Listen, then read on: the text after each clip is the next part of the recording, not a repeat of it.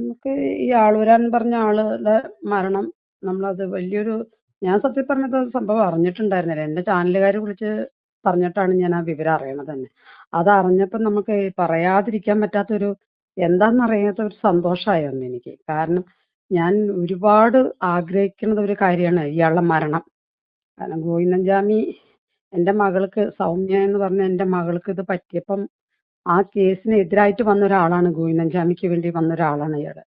അപ്പം നമുക്ക് എല്ലായിടത്തും നീതി കിട്ടി. പക്ഷെ സുപ്രീം കോടതി പോയപ്പോൾ അതെല്ലാം കൂടി എങ്ങനെയല്ലോ ആയി. അപ്പം അതിൻ്റെ ഒരു ഇതിൽ ഞാൻ ഏറ്റവും കൂടുതൽ ഇയാളോട് ഒരുപാട് പ്രാവശ്യം ഞാൻ ഇയാളും കൂടി നേരിട്ട് ഞങ്ങൾ പല അഭിമുഖത്തിലും വന്നിട്ട് ഞങ്ങൾ നിന്ന് സംസാരിക്കുമ്പോൾ ഞാൻ ആളോട് പറഞ്ഞിട്ടുണ്ട്, നിങ്ങളുടെ മകൾക്കാണ് ഇങ്ങനെ ഒരു അവസ്ഥ വന്നിരുന്നിട്ടുണ്ടെങ്കിൽ നിങ്ങളിങ്ങനെ ചിന്തിക്കുവോ? ഇല്ല.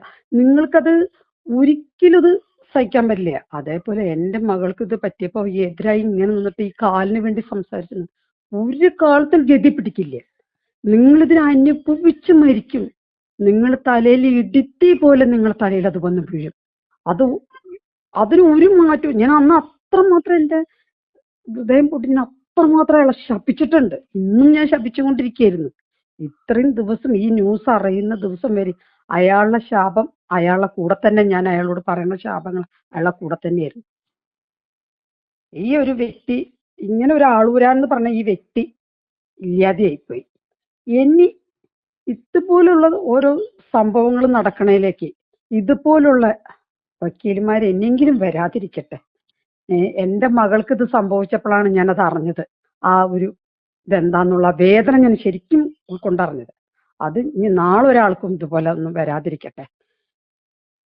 പിന്നെ എനിക്കിത് ഏറ്റവും കൂടുതൽ പറയാനുള്ളത്, ഇനി ഇവിടുന്ന് അങ്ങോട്ടെങ്കിലും ഈ ആളൂരാൻ വക്കീലിനെ പോലുള്ള വക്കീൽമാർ വരാതിരിക്കട്ടെ. ആളൂരാൻ വക്കീലിനെ പോലുള്ള ഈ ക്രിമിനൽ ഇത് വെച്ചിട്ട് വരുന്ന വക്കീൽമാർ വരാതിരിക്കട്ടെ. ഇയാള് ഈ ഗോവിന്ദൻചാമിക്ക് വേണ്ടിയിട്ട് ഇയാൾ ഇങ്ങനെ വന്നു. ആര് കൊടുത്തോ എന്ത് കൊടുത്തോ എന്നൊന്നും അറിയില്ല. പണങ്ങള് ഇതെല്ലാം കൊടുത്ത അയാൾ ഇത്രയും ഇത് ചെയ്തിട്ട് ഈ പണം എല്ലാം കൊണ്ടിട്ട് അയാൾ പോയൊന്നുമില്ലല്ലോ. ഇതെല്ലാം കൊണ്ടിട്ടല്ലേ പണത്തിന് വേണ്ടിയിട്ടാണല്ലോ അയാൾ ഇങ്ങനെയെല്ലാം ചെയ്ത് കൂട്ടിയത്. ഈ പണമൊന്നും അയാൾ കൊണ്ടുപോയില്ല. പിന്നെ എന്തിനാ ഈ ദുഷ്ടത്തരങ്ങൾ ഈ വക്കീൽമാര് ചെയ്യുന്നത്? എന്തിനാ ഈ ദുഷ്ടത്തരങ്ങൾ ചെയ്യുന്നത്? എന്നെങ്കിലും അത് ചെയ്യാതിരിക്കട്ടെ. നന്ദി അമ്മേ, അത് മാത്രമേ ഉള്ളൂ പറയാനുള്ളത്. മനസ്സിലായി. ഇതുപോലുള്ള നീതിക്ക് വേണ്ടി പോരാടുന്നവർക്ക് മുന്നിൽ ഇതുപോലുള്ള തടസ്സങ്ങൾ ഇനി ഒരിക്കലും ഉണ്ടാവാതിരിക്കട്ടെ. അതാണ് എനിക്ക് വേണ്ടത്. ഇനി ഇതുപോലുള്ള തടസ്സങ്ങൾ ഉണ്ടാവരുത്. നന്ദി അമ്മ.